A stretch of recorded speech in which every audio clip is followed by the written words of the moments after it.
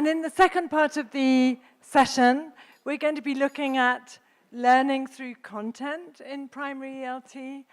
And this is an area that is becoming increasingly popular in Europe, in Asia, in many parts of the world. And I understand in Mexico is quite beginning at these sort of initial stages. And so in a way, what the aim of my session with you today is to actually convince you that using content in the primary classroom is a very effective, worthwhile, and engaging way of teaching children to learn English.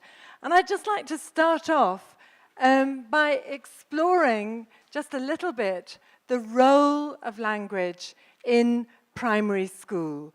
Okay, I know you're not actually working in mainstream schools, but you are working with primary-age children who come to you after school or on Saturday morning or whenever they do come to you. And the role of language, in primary school, and this talking about the children's first language to start off with, you know that language is the medium for learning about all other subjects. It's through language that children learn about maths, about geography, about music, about history, about sociales. You know, that's how they learn the subject. But at the same time, there is also a reciprocal relationship, and all other subjects are the vehicle for developing language, because it's through learning about maths, we learn concepts like square, triangle, and so on. So there is this kind of reciprocal relationship between the child's developing language and the child's developing knowledge of the world. And actually, what often happens in English language teaching is that English is outside of that kind of developmental cycle. And the reason for that very often is that as teachers, we think, oh no, my children have so little language, how can I possibly work on content with them? And so English very often is isolated from the rest of the curriculum. The subject is different, that because in English, our language is our content. Okay, and the content of what we teach is language. And so sometimes we stay outside that cycle. And in a way, what I'm looking at is how we can bring learning English in to that holistic developmental cycle in the child's life of developing language and developing knowledge of the world. And I think it's useful to establish what it is we are actually talking about here, because some of you may have come across different kind of terminology, and I think content-based learning is a continuum, because it is done in many different ways. So at one end of the continuum, we can have teaching English through content, okay? So where actually our main aim, our main objective, is language. That is what we are going to be assessing. We're not going to be assessing the children's knowledge of history, geography, maths, or anything else. We're going to be assessing their English. But we have decided that content is going to be an enriching and engaging vehicle for learning language. So as we move down the continuum, okay, we then have the other way round, if you like. So teaching content through English. And this is where the whole recent development that I'm sure some of you have heard about or are familiar with of content and language integrated learning fits in. And by the way, these prepositions are not my choice of prepositions. These are the prepositions that you find in the literature. So here with CLIL, and there are soft versions of CLIL and hard versions, or strong versions and weak versions, and CLIL actually is written about as an umbrella covering the whole thing. But I think what's important for us to notice is that very often in CLIL, there is often some controversy and difficulty about actually what it is we're assessing at the end of the day, because we're not just assessing the children's language, we're also assessing the kind of performance in the subject area. And then right at the other end of the continuum, we have teaching content in English. And so if you like, that's bilingual education. So teaching content in English, the kind of bilingual schools where the children start right from, preschool and kindergarten being immersed completely in English. So I think it's important for us to look at this continuum and be aware of where we are on the continuum. And for me, and I understand for most of you, we are actually this end of it, okay? Our role, we are educators of children, but our role predominantly is teachers of English. So we are teaching English, but through content. And I think it's useful for us to be ready for that. Now, what I was also going to briefly mention is to do with language proficiency at school. And this, BICS, does anyone know what BICS stands for? Basic, well, I'll put it up there. Basic interpersonal communication skills, okay? And this is contrasted with CALP, which is cognitive and academic language proficiency. Now, I don't want to spend too long on this, but this is, I hope the reference is down there, yes, based on the very well-known work of Jim Cummins, first developed in the 1970s, hugely criticized in many ways as a kind of deficit model of learning, but incredibly useful for us in terms of thinking about what we're teaching our children.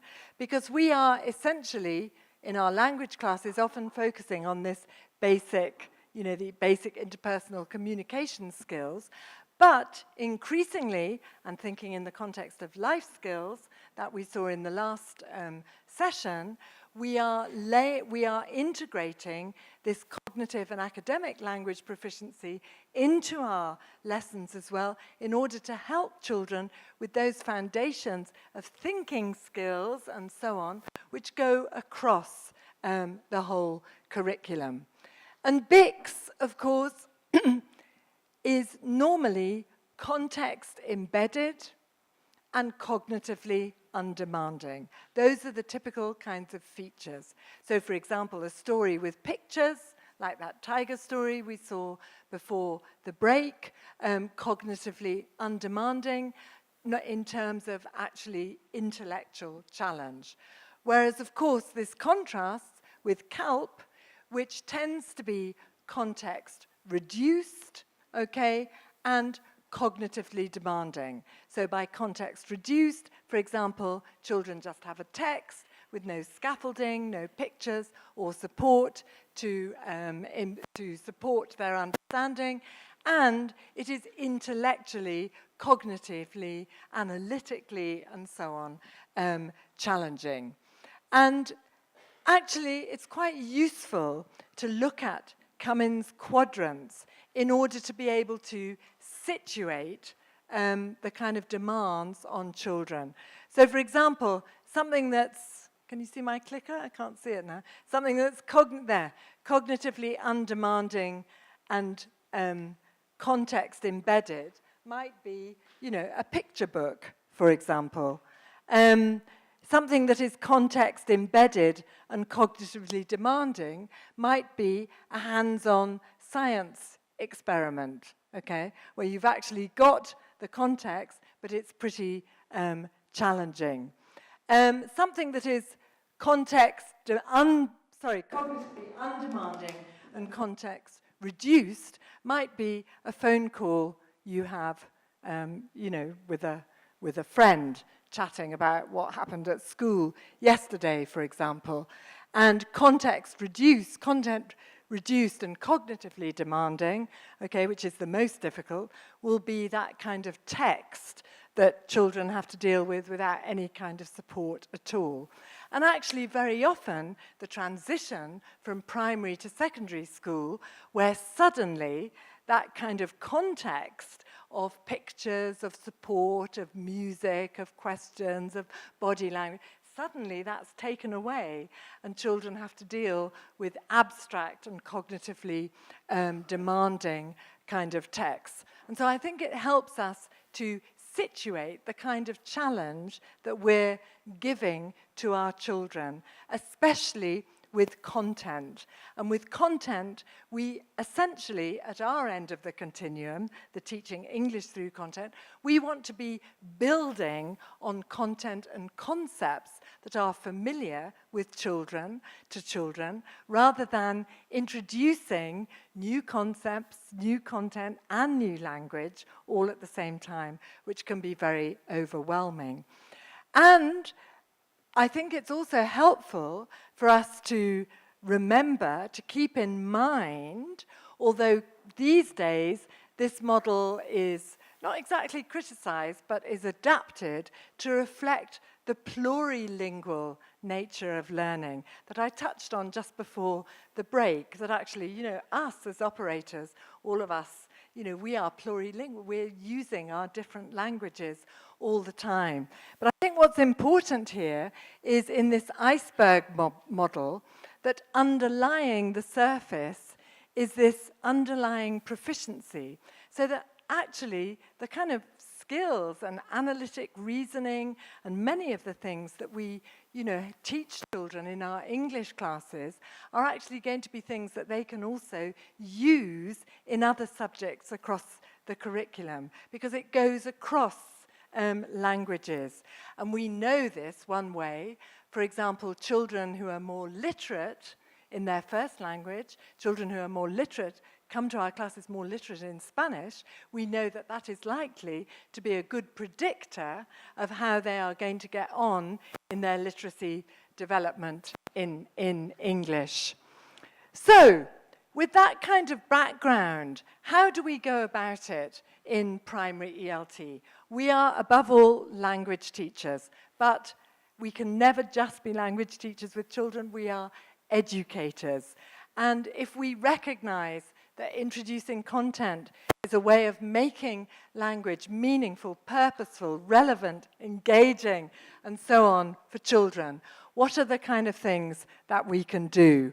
And I think there are kind of three ways, really, three basic, generic ways. So we can have topics as a way of organizing lessons and units of work. And of course, this may be a springboard from the course book that we're using. Very often we use the unit in the course book, and if it seems a topic that the children are interested in, we add a little bit more. We extend it, we expand it. So topics may last 1 or 2 lessons, they may last 3 weeks, they may last half a term. And this obviously depends on your own curriculum, syllabus constraints, the interest of the children, how much time you have, and so on. Okay, the second way, stories as a springboard into content-based learning. I mean, you can actually also use actual stories that sort of anthropomorphic stories that convey science concepts as well.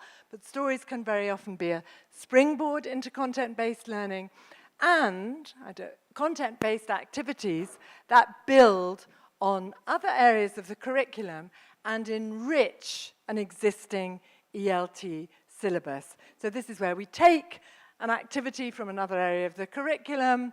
For example, one that I do very often with very young children about floating and sinking.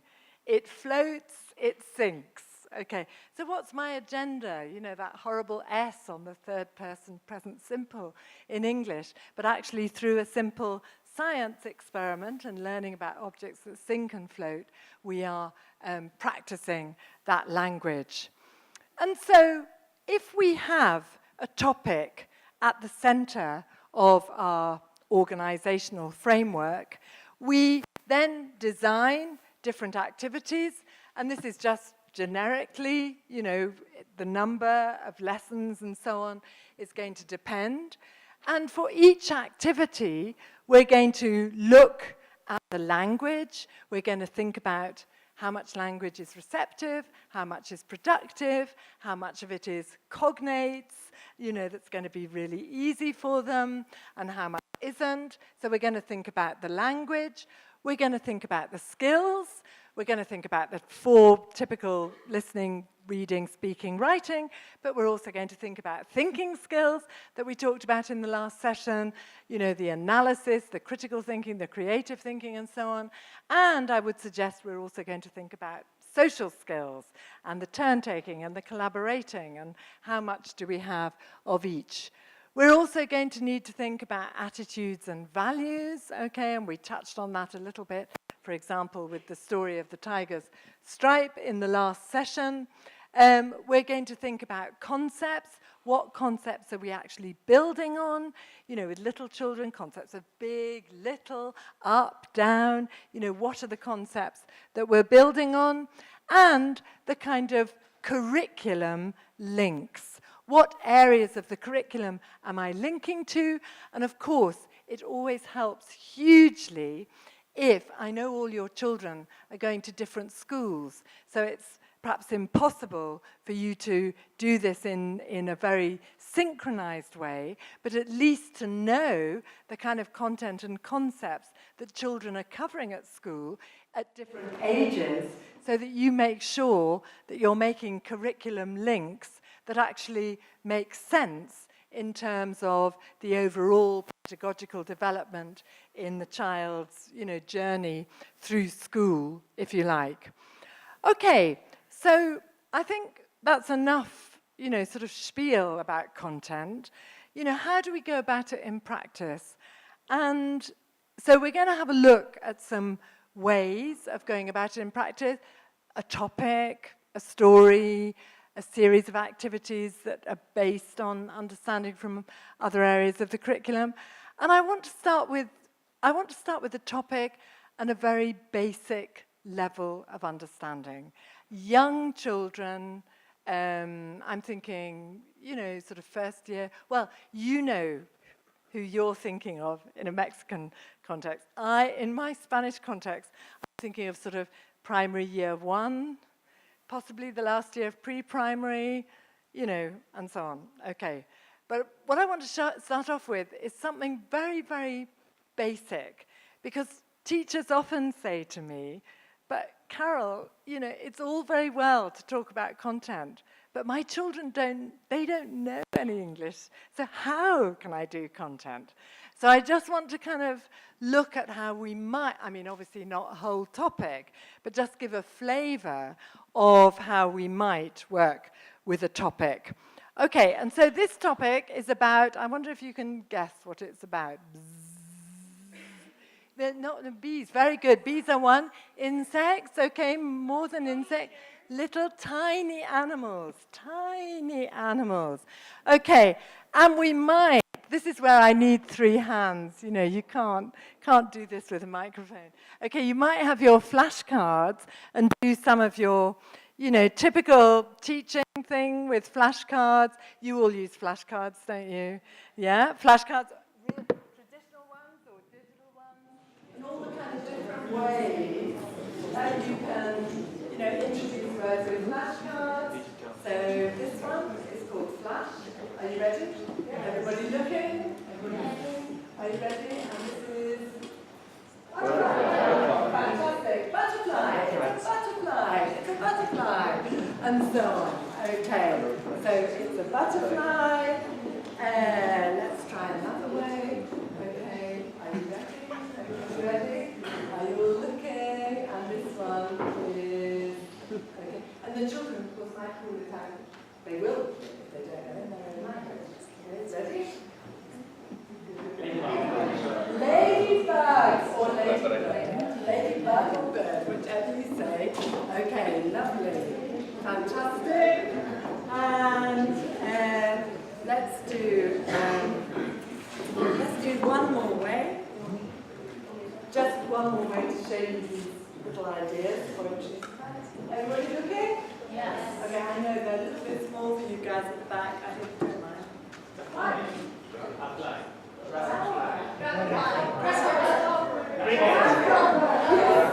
good.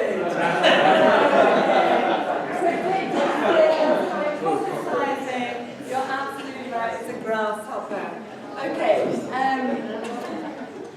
Okay. Actually, I'll stick the grasshopper there. Okay. I'm not going to do this. You know, you've got the idea. Okay. So I'm just going to introduce our flashcards. I'm going to stick them up here. Okay. Snail. And when we introduce them, lots and lots of repetition, opportunities, okay? And so then we might play lots and lots of little flashcard games. Flashcard games for reception and for production. I'm not going to spend a lot of time on this now, but if you go to my website, you can download a sheet of activities which gives you 30 flashcard games. And also if you go to YouTube and put my name in flashcard activities, there's a whole little video about flashcard games. So what we would do is play lots of flashcard games. For example, you know, we might, here, the children know the colours, okay? But not that the little bugs are new. So I might go butterfly, and the children go, they name the colour, blue. Okay, let's hear you do it. Butterfly, blue. Ladybird, red. Grasshopper, green. Okay, and when they're doing that confidently, we can do it the other way around. Brown, spider. Okay, orange, snail. Okay, pink, beetle. Okay, beetle. It's horrible, isn't it? Okay, what we might then do, we might move on to link these little animals, okay, with actions. Okay. So I just like you to stand up now.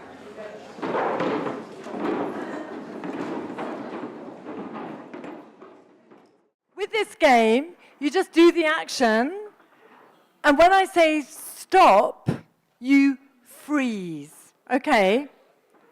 So, are you ready? You're a butterfly. Stop. What a wonderful what a lovely butterfly.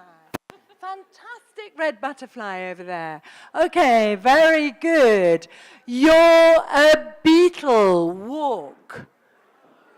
Stop. Lovely beetles. I can see those legs. Yeah, fantastic. Okay. Let's do one more. Okay. You're a grasshopper. Jump. Jump. Stop. Okay, lovely. Fine. Okay, sit down.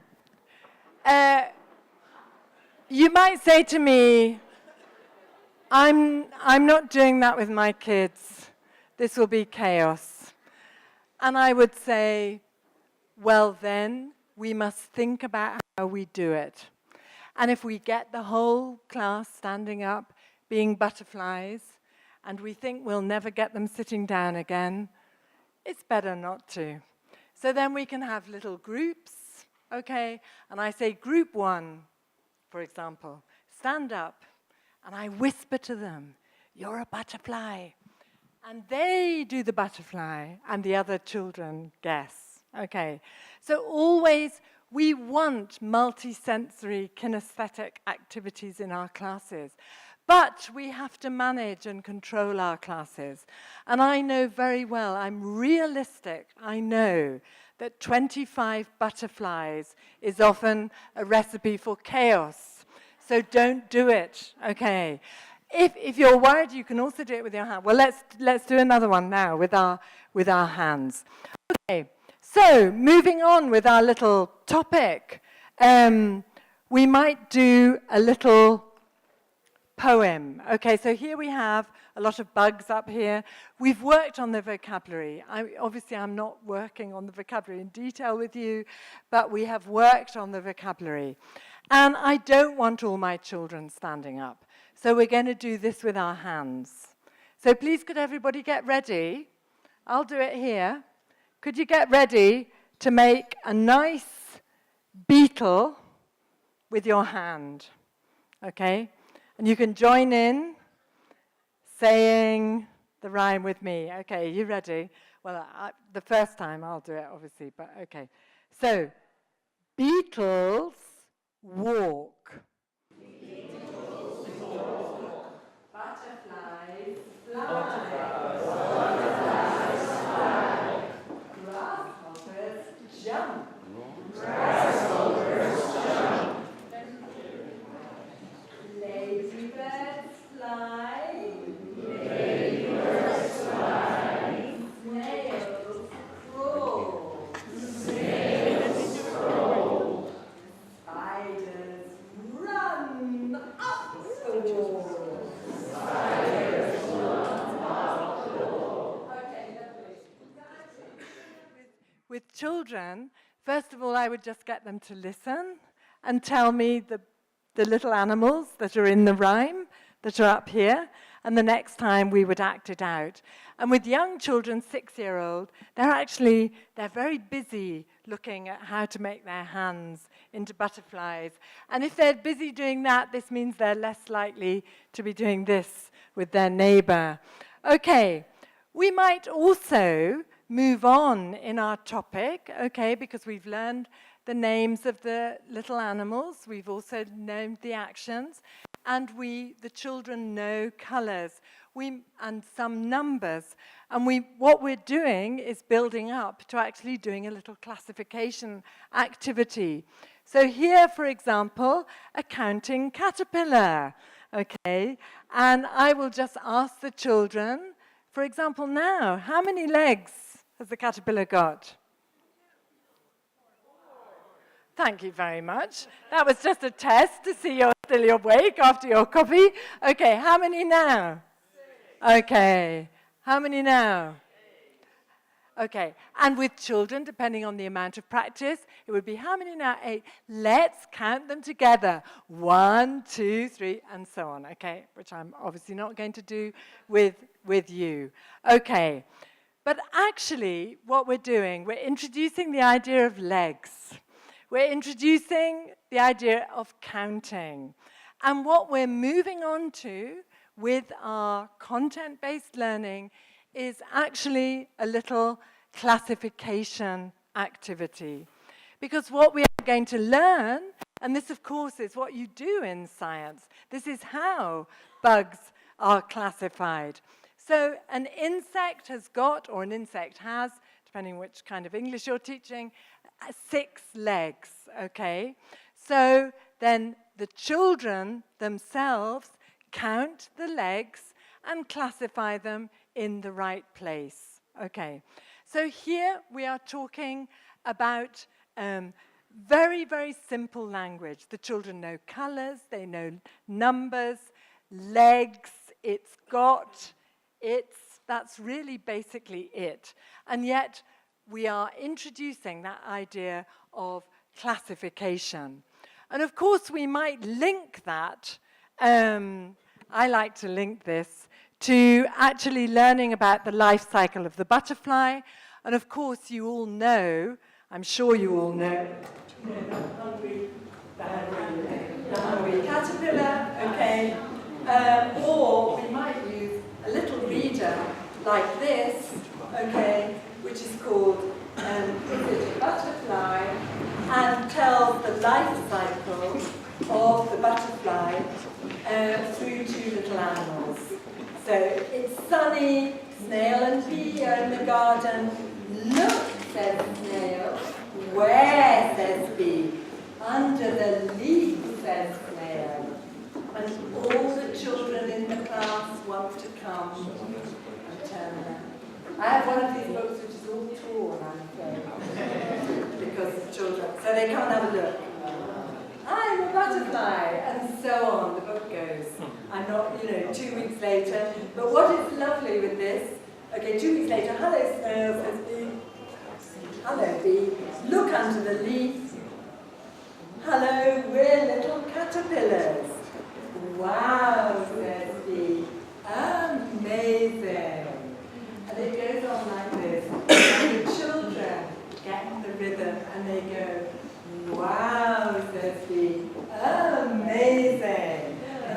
have that lovely, lovely intonation and pronunciation until we get to the end. We have the full thing, and the end of the story is, wow, Kirsty, amazing. Okay, and of course, what we can then do, we act out. You're a tiny, you're a little caterpillar, you're a beautiful butterfly. So we act out the butterfly cycle. We also draw the cycle, and maybe write. Okay, here the children have drawn pictures to go with the cycle. And so again, what we're actually doing, we are learning about the world, we're learning the life cycle of the butterfly, but we are also learning a lot of language. And what we might also do is link it to making a little cutout activity, okay? And these, actually, if you want to use those, I would take a photo of them. If you want to use them, they're very, very simple. You cut them out and then you staple or put glue. I haven't done because they ruin in my folder, but you can see how they are, okay? And then you make them, and the children can color them, whatever you like, and then you can sing your little song. So you haven't got butterflies on your fingers, but you've got fingers. Okay, so can you all stand up?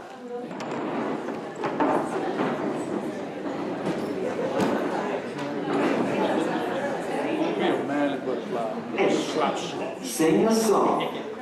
Two little butterflies.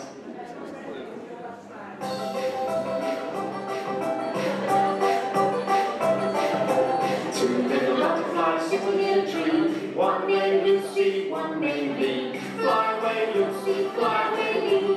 Come back, Lucy, come back, Lee. Two little butterflies sitting in a tree. One named Lucy, one named Lee.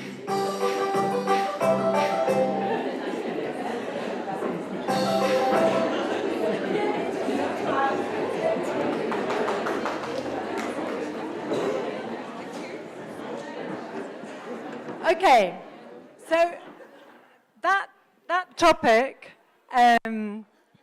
with very young learners, very younger children, but I think also when we choose a topic, and I'm sure you're teaching lots of different ages and levels, we also need to think how we can up the gears, language-wise and cognitively wise. And just to show you a little example, because this topic of tiny insects is actually, in my experience, is very popular with very young children from, first of primary right up till about 10.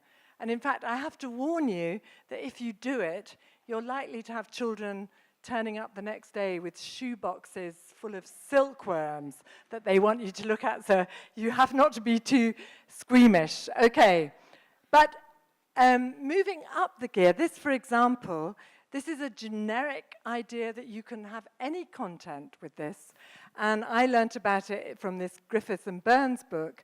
It's a learning grid, okay? And you see the numbers across the bottom and up the side. So the children work together in pairs. They maybe have a dice or a coin, something to get the number.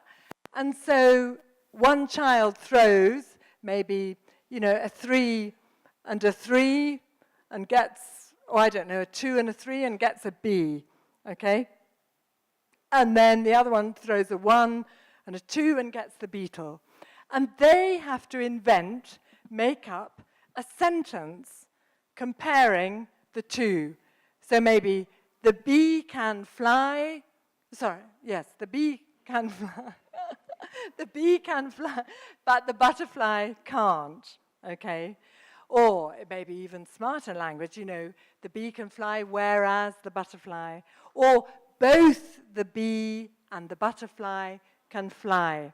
Okay, so what we're doing here is practicing grammar, guys, but we are also learning about the world of tiny animals and thinking about them.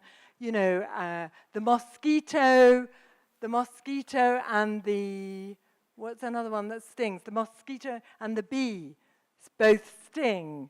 you know, and children, so they're being creative, they're using those blooms, hots and lots, and they're also practicing language. Okay, and with older children, slightly older children, this kind of, in my Spanish context, it may be different for you, but this is the kind of writing outcome that I might expect from my children after we've done a topic like this.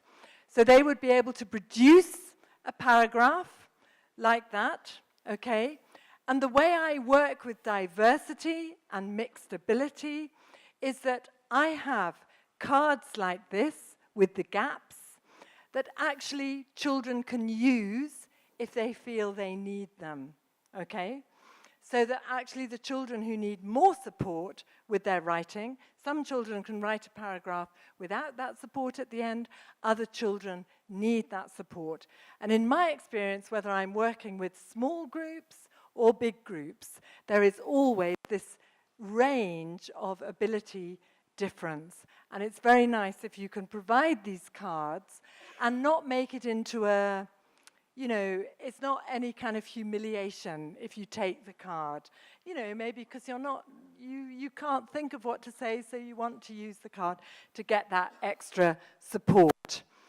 And just moving on very quickly, something that I would suggest to you, that again, it's not rocket science and it's not, I wouldn't do it too rigidly, but it can be useful. And this is a planning matrix using multiple intelligences, which I'm sure you're all familiar with, and Bloom's thinking skills. And what it does is provide us with a framework for actually ensuring that we provide variety and balance in the kind of activities that we do. So for example, let me see an activity that we've done. The cross with remember and visual may have been with our flashcard games when we played a game like Magic Eyes, which is one of the ones that you'll find on my website if you go there. Apply and the nature one, where you're actually applying your knowledge. An insect has 6 legs, and you're applying that to classifying them. So it can be quite useful. Okay, so example then of teaching English through content in terms of a topic, and this particular one on tiny animals. What I'd like to go on to have a look at now is how a storybook can be a springboard into learning. And again, this is where I really need 3 hands. Why don't we have 3 arms, human beings? This is what I need. Okay, so I'm going to have to put this down. Okay, so this storybook I've chosen. I could have chosen many storybooks. There are so many that I could have chosen.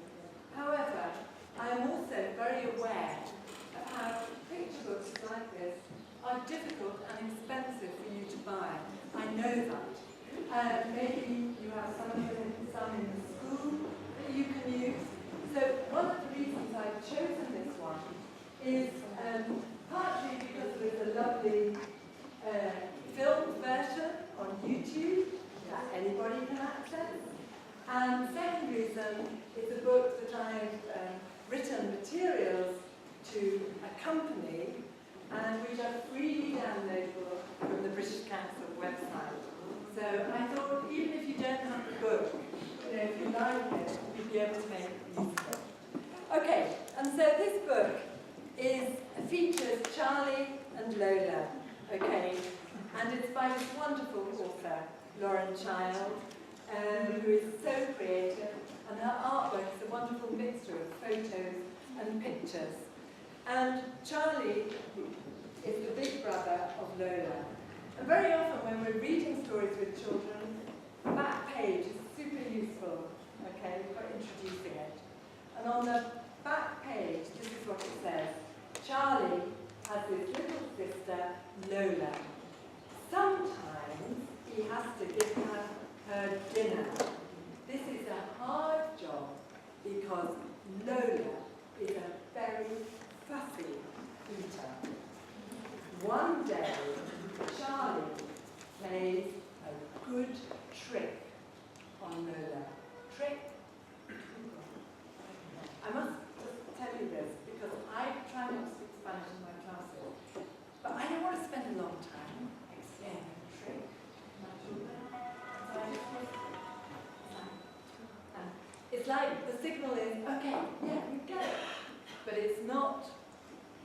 Carol's going to start talking Spanish. Okay, it's like in brackets, and it's a very useful technique. Because I don't want to interrupt my flow by taking hours of time. So, the question when they first listen is, what is Charlie's trick? What's Charlie's trick? And I also asked them, who's cleverer? Who's cleverer? Charlie or Lola? Okay. And then I tell them the story. We don't have time for the whole story now.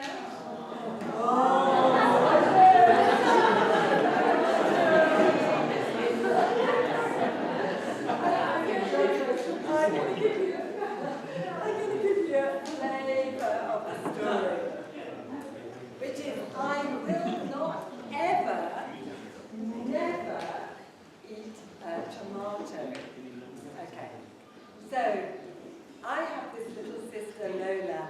She's small and very funny.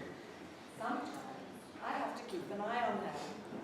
Sometimes Mum and Dad ask me to give her a dinner. This is a hard job because Lola is a very fussy eater. Fussy eater. You don't need me to explain. Just use your expression, body language, face. Okay. Lola won't eat carrots, of course. She says carrots are for rabbits. I say, what about peas?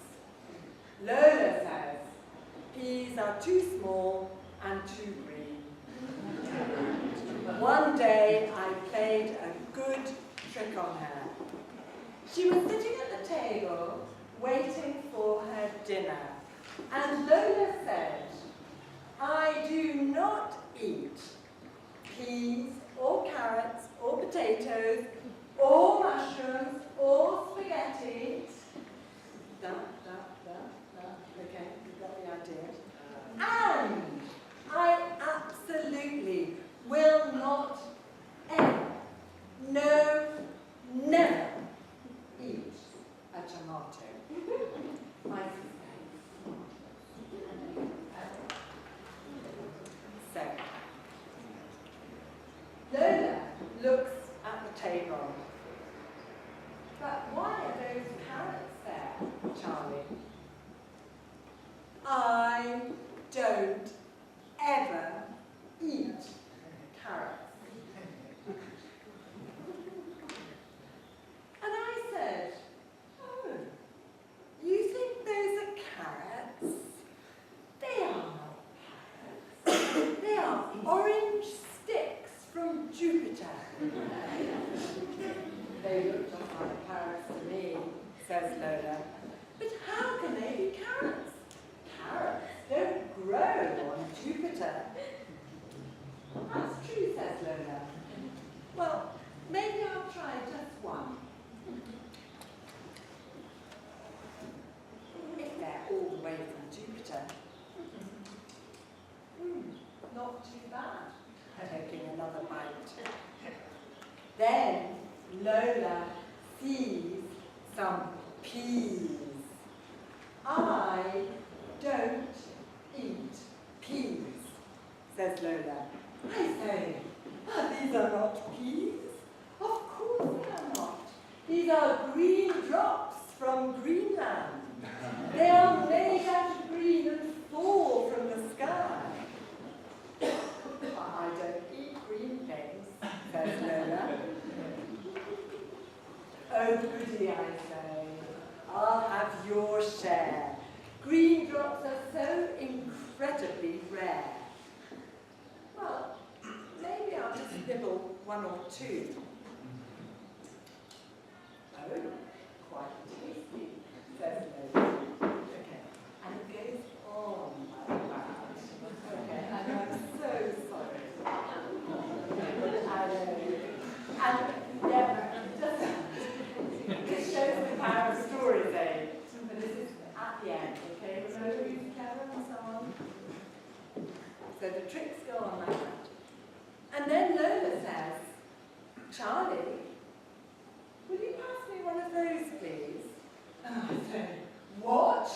One of those? And Lola says, yes, one of those, Charlie. And I can't believe my eyes, because guess what she is pointing at? The tomatoes. And I say, are you sure? Really? One of these? And she says, yes, of course. Moon squirters are my favourite. You didn't think they were tomatoes, did you, Charlie? Okay, and that's the end of the book.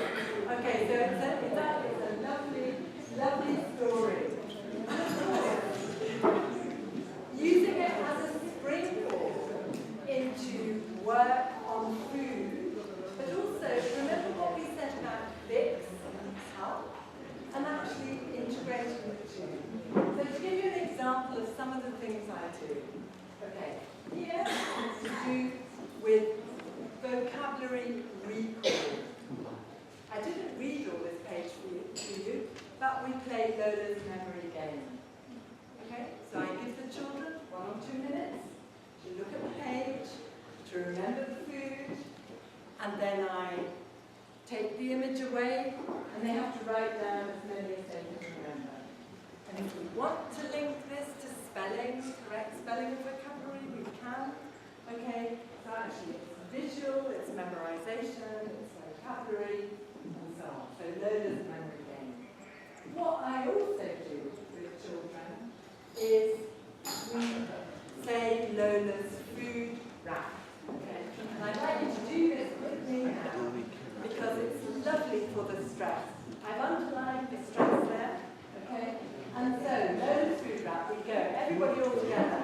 I don't eat carrots. I don't eat peas. And I will not ever, no, never, no, never, never, never eat a tomato. Okay, just now. Right. And then, of course, what we get the children to do is to write their own wrap. And the children love this, because parents always make them eat. I don't know what in Mexico, in Spain, broccoli or things. And so the children love being able to go, I don't eat broccoli, I don't eat cabbage. Okay. So they get their own wrap. What we then go on to do, and this is, remember the creative thinking we talked about in the last session? We do a role play, and this is creative but controlled. Now this is key when we're working with children, because we want the creativity, but we need to provide that template, if you like, to enable the children to be creative within the language level that they have got. So here, for example, this is a role play based on different food, not the food in the book, okay? So it's not the food in the book. The first example is, I know it's a bit small, I'm sorry about that. So Lola says, oh no, I don't eat peas, and Charlie says, but these are not peas, they are green drops from Greenland. Okay? Then I've given another example, which is not in the book, but just to give them an idea. So, oh no, I don't eat cauliflower, but this is not cauliflower, it's white coral from the moon. So then the children work together and think of their own thing. So for example, Lola says, oh no, I don't eat spaghetti. And Charlie says, but this is not spaghetti, this is mermaid's hair from under the sea. Okay. So the point is, we are getting this hugely creative input from the children, but within a framework that is actually systematically practicing a sentence pattern as well. And children could write their role plays, they could act them out, it's very powerful. And in terms of our content, so that, if you like, is the BICS side of things, okay? Although it's going beyond BICS, actually, in thinking skills and creativity and so on. But in terms of our cognitive and academic language proficiency, we're actually going to use this story as a springboard to learning about the food pyramid and learning about food groups. And what we do, and this is I'm not expecting you to read that text, by the way. This is available on the council website. What I'm getting children to do is to categorise the food that Lola says she doesn't eat. Okay, so they then categorise this food, and they can then tell Lola what she needs to eat more of. Okay, so it's food groups, but linked initially to this fictitious character, not to yourself. You're not making the children feel bad about what they eat or don't eat. We're talking about Lola, and we then might, develop that into keeping a food diary, doing a food project. We might link it to, the rainbow that we saw in the last session. Okay, so in terms of planning a topic, that generic one that we saw earlier, filled out like this on food, we might plan a topic cycle like that. Okay, moving on to another area which is a very popular topic with children, and also where there are potential for learning content. And this is the whole area of animals and mammals and reptiles. Okay, so if this side of the room, if you take cat, and this side of the room, could you take the turtle, tortoise? Is it a turtle or a tortoise? You take the tortoise, okay, and think about what's different.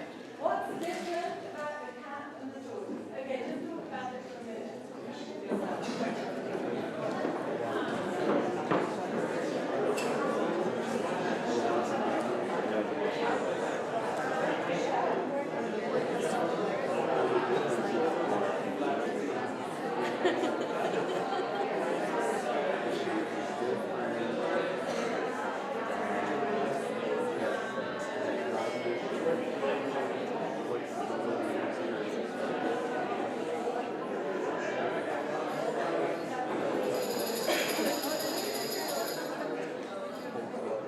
Okay, what are some of the differences? Just tell me some. So we've got some of them. Sorry? Oh, okay, sorry. Yeah. One has fur, one has a shell. Okay, yeah, lovely. Any other differences? Yes? Yes? Swim in water. Okay, fantastic. Any other differences? Any others? Yes? One is fast and one is slow. Okay, right. Very good.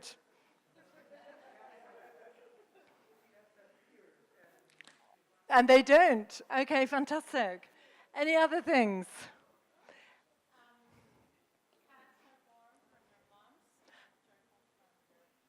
From eggs. Very good. Okay, so we're eliciting these differences, and then we're actually going to get children to look a bit more systematically. Okay, so can you read that questionnaire up there? Okay, so could you just take turns to ask your partner and see what you think? Okay, you don't need to do them all, but do a few. Okay, ask your partner.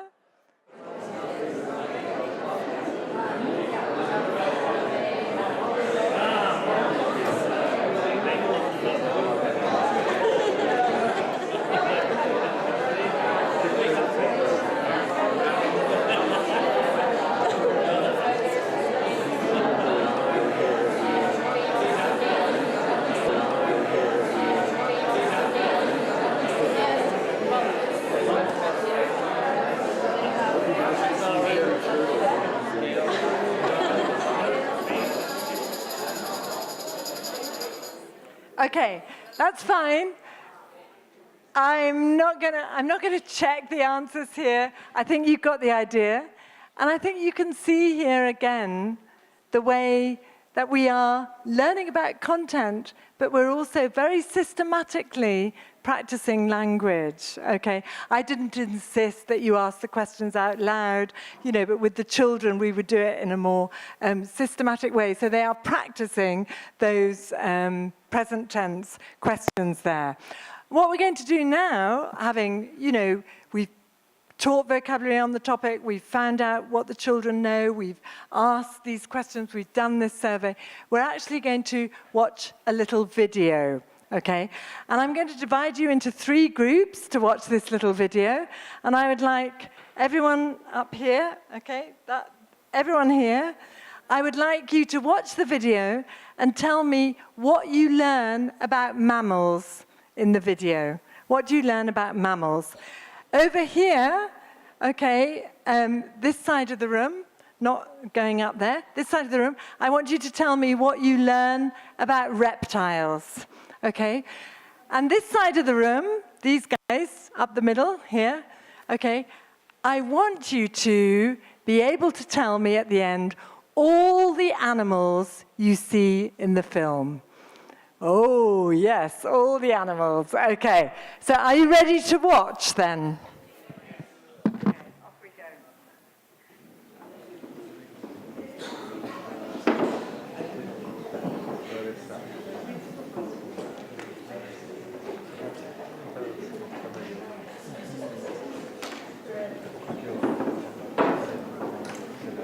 Amazing mammals and reptiles. Let's learn about mammals and reptiles. What's the difference between this cat and this tortoise?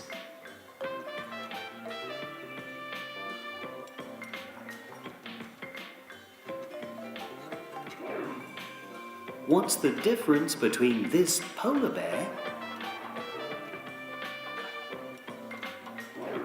and this snake?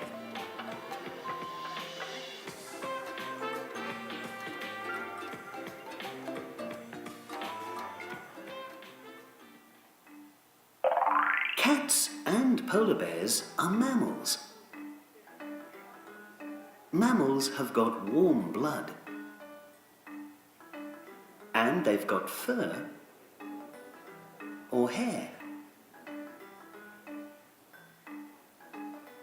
Turtles and snakes are reptiles. They've got cold blood, dry skin, and scales. Some reptiles, like turtles, have got a shell. Baby mammals drink their mother's milk. Reptiles lay eggs.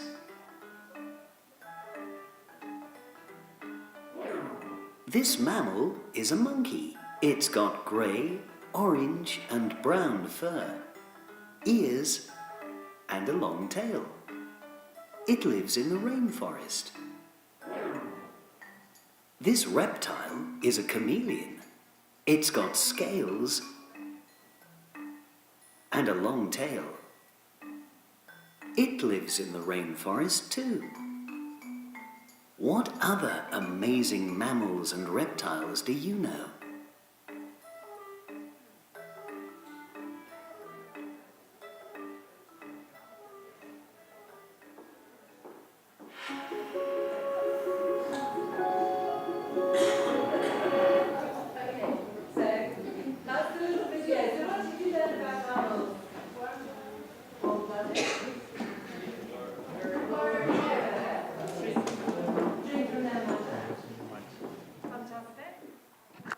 Okay, lovely, that's fine. Reptiles, what did you learn? Cold-blooded? Dry skin? Scales? Lay eggs? Fantastic. And what about the animals? What animals did you see? Ah, you weren't doing it, were you? Ah, naughty teachers. Okay. Can you remember some of them? Cats? Chameleon? Polar bear, okay. Monkey, okay. Lovely, okay. So what we're doing here is, we're using very simple language. We're using the present simple tense. We're using has got or has, depending on what we want to teach. And we might also then go on to actually read about mammals, or we might do it the other way around, because very often the video is like a good follow-up to some reading, or it can be a way in to some reading when they've already familiar with the content. And of course, what we might also do is sing a little song. Would you like to just look at this song with your partner and predict the last word at the end of the lines? Look at it together.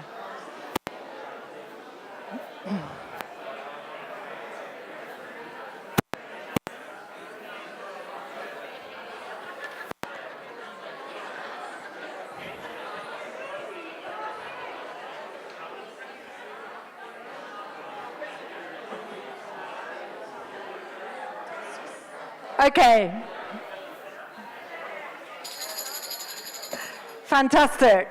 I'm not going to formally get feedback at this point. I would with the children, and that would be a way they would have to say the sentences, and we would agree. They might say a tiger has got sharp teeth, or they might say claws, exactly. So then we say, well, maybe, let's listen and find out, okay? And so now we're actually going to listen and find out, so you can listen and check if you were right. Okay, so let's just listen to this little song now. Okay, off we go.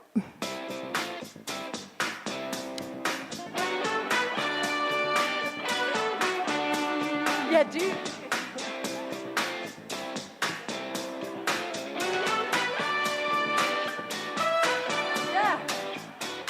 A tiger has got sharp teeth. A monkey has got a long tail. A bird has got feathers. And a fish has got scales. Lovely. Tail, feathers, scales. An elephant has got big ears. A cat has got whiskers and claws. A rabbit has got soft fur. And a crocodile has got jaws.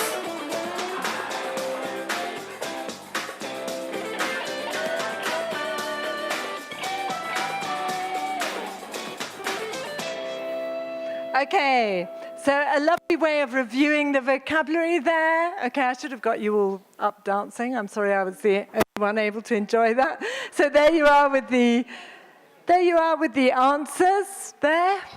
Okay, and of course this is all the mammal and reptile-related vocabulary that the children have learned. And what we might then go on to do is actually a little project where children create an animal fact file, they choose an animal, they make notes, they do their research, okay?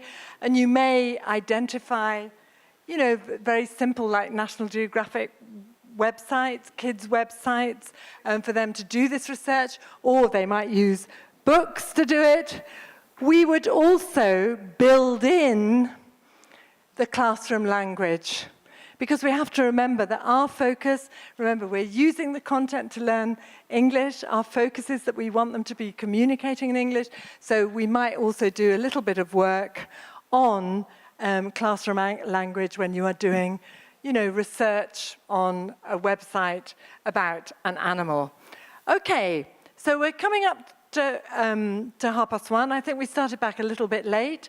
I was just one other area I was going to work with you on. Are you up for that? Yeah? Are you sure? Yeah? Okay. You'll have a nice appetite when you get your lunch anyway.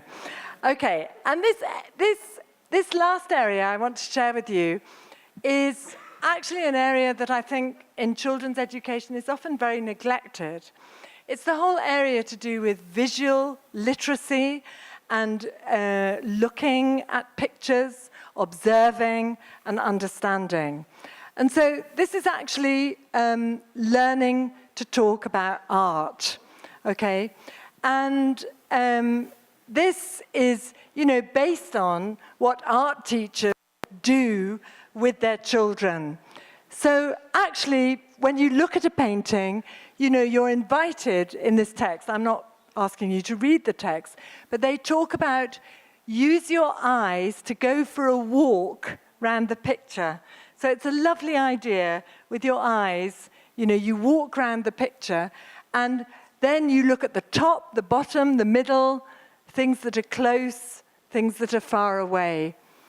And notice and think about the scene, what's happening, the people, what they're thinking and feeling, the objects and the colors, the mood and the atmosphere, and how the painting makes you feel.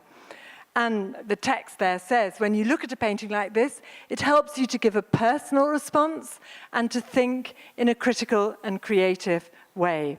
So actually what we're doing is using a visual to encourage children to notice, to look at colors, shapes, pictures. Okay, and what I do with this, when I go to museums, I'm sure I'll be going back with a collection of Mexican art from here. I have class sets of postcards, okay, that I give out to children, and I get them to apply this to the postcard that I give them. So again, it's very materials light, okay? It's just things that I collect. We're gonna look at one painting now, and I want you to remember those things: the walk with your eyes, the scene, the people, the objects and colors, the mood and atmosphere, how the painting makes you feel. This is a painting more for teachers than for children, okay? You select accordingly. But could you just spend a couple of minutes or so discussing this painting with the person next to you in the terms of what I said? Okay, so here is the painting.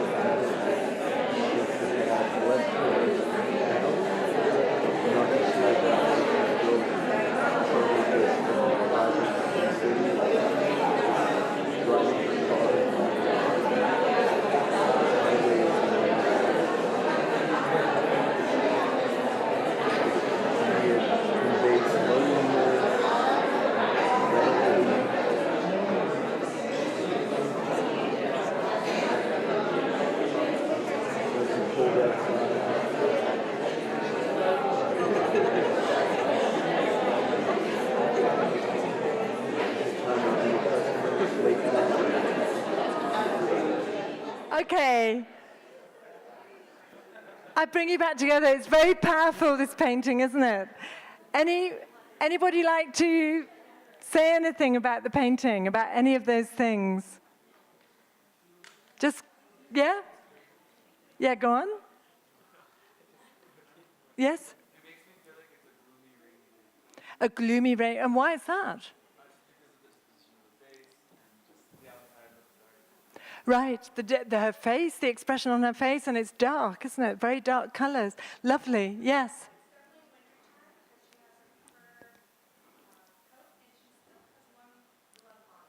Right, okay. Very observer. Yoo-hoo, yay, yay. Okay, anybody else? Anybody? Yes. She broke up with her boyfriend. Well, maybe she broke up with her boyfriend. Any other ideas? What? What did they say? I didn't. Oh, okay, and she's pregnant. Oh dear. What did you say here? Okay. Okay, she's remembering something. Okay, what about any other things about the painting? Any other things? She's about to be interviewed, but what, by the police? Maybe she's a spy. Okay, fantastic. Maybe she's pregnant. She broke up with her boyfriend. Maybe she's a spy. Very dark. How is she feeling, this woman? Sad? Angry? She's fed up, anxious. Okay. And how does the painting make you feel? Sad. And very claustrophobic, no? It's very sort of enclosed. It's like the woman can't escape. Okay, yes? Shh. About being lonely and alone. Absolutely. Okay, she's very alone, isn't she? She's very sad. Yeah. And there's no outside, yes?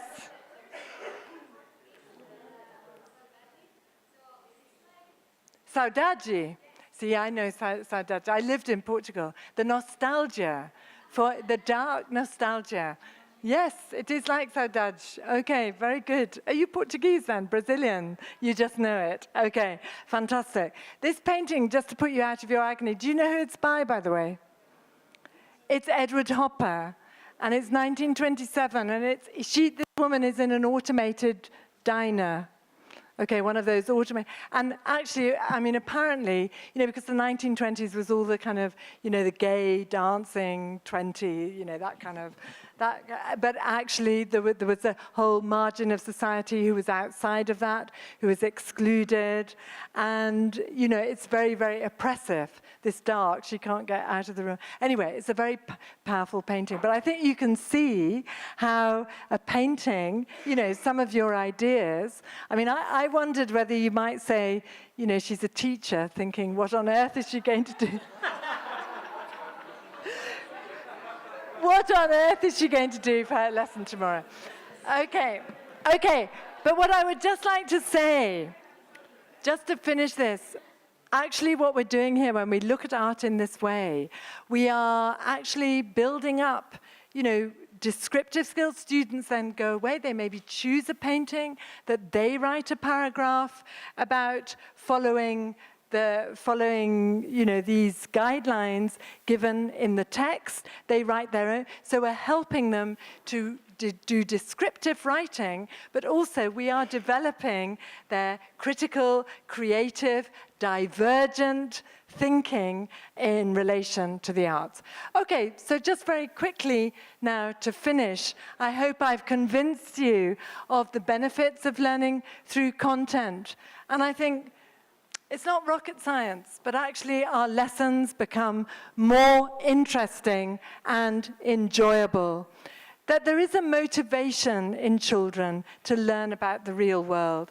Okay, you may say not all children, there's always going to be exceptions, but most children love learning about those tiny little animals or learning the difference between mammals and reptiles and even about food.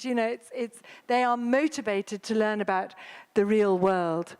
And related to that, language is used purposefully. We're using English as a vehicle to do something that is worthwhile. We're not talking about, John and Jane who live in Smith Street, who we couldn't care less about. We're talking about things that actually are worthwhile and meaningful. The next point, that the focus on real meaning aids memory. Because when you learn something that is contributing to your knowledge of the real world, you internalize it. It becomes part of your baggage, and therefore you remember it. We are providing a link between English and other subject areas. Remember those two circles at the beginning? And I talked about English being outside of that cycle. What we're doing when we work in this way with children is bringing English in to that natural developmental cycle of children's developing language and children's developing knowledge of the world. Through using content, it enables us to offer variety and balance. Remember the multiple intelligences, which, by the way, I don't use as a theory of learning. It's been highly criticized for that. But as a pedagogical tool to help us planning flexible and varied lessons, it's very useful. It also provides us with a framework for whole learning. We are, of course, we're working on our English language curriculum and needs, but we are actually responding to the interests and the needs of the whole child, and so working in a more holistic way. And in a way, last but by no means least, it helps us to maintain effective classroom management, because there is nothing like a group of children who are interested in what these differences are between mammals and reptiles, that they're looking at the food groups. There is nothing like children having real interest to help us with our class management. Because if they are bored with what they're doing in class, we spend our whole time negative attention, sit down, play attention, blah, blah, blah, blah, blah, blah. And this helps us to maintain positive classroom management. So my final thought for you this morning is, yes, try it. Use real content in your language lessons to make children's learning more engaging, effective, and worthwhile. Okay, so on that note, thank you very much. You have my website there if you want. Okay, thank you.